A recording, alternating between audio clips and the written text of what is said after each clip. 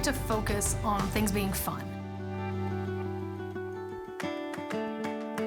Why is it somewhere that they have to be afraid of?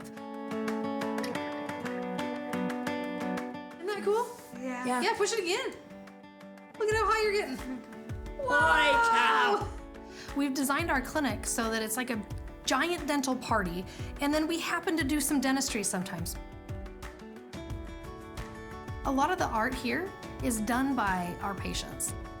We worked with developmental neurologists, we worked with MDs, we worked with leaders in developmental dentistry, and we have input from all across the country, as well as some places outside of the country, on what we thought would be best for our patients. Some of the unique features in our clinic are the adult changing table. We have an in-clinic store. We have an interactive sponsor wall. Our toothbrush petting zoo, which goes with our toothpaste tasting station. What do you think? Did you get them all right there? Okay, let's get that spot. Then we have some accessibility points like our cone beam pano, as well as our accessibility room, which is specifically designed for wheelchairs. We also have a sensory room, which is one of my favorite parts, because if our patients are early or they're a little bit anxious, they could go right in there and kind of start winding down.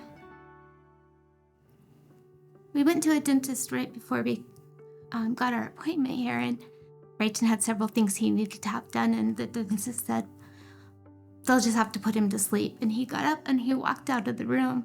Unfortunately, you just go to doctors or dentists, and everyone is just kind of not helping and recognizing those that need a little extra.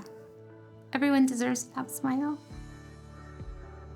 I'm impressed with how good you're doing. You say thank you? Thank you. Are you impressed with how good you're doing? Yeah. Yeah, I think you're doing a really good job. So the next step is to do all those same things we just did.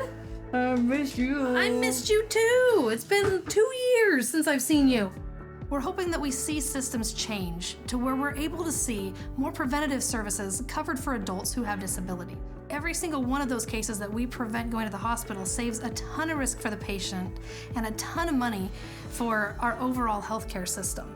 And it's the donors that make it possible for us to be able to run these programs that aren't externally funded by our healthcare system. We're trying to keep people out of the operating room and into the operatory, or maybe just behind a toothbrush.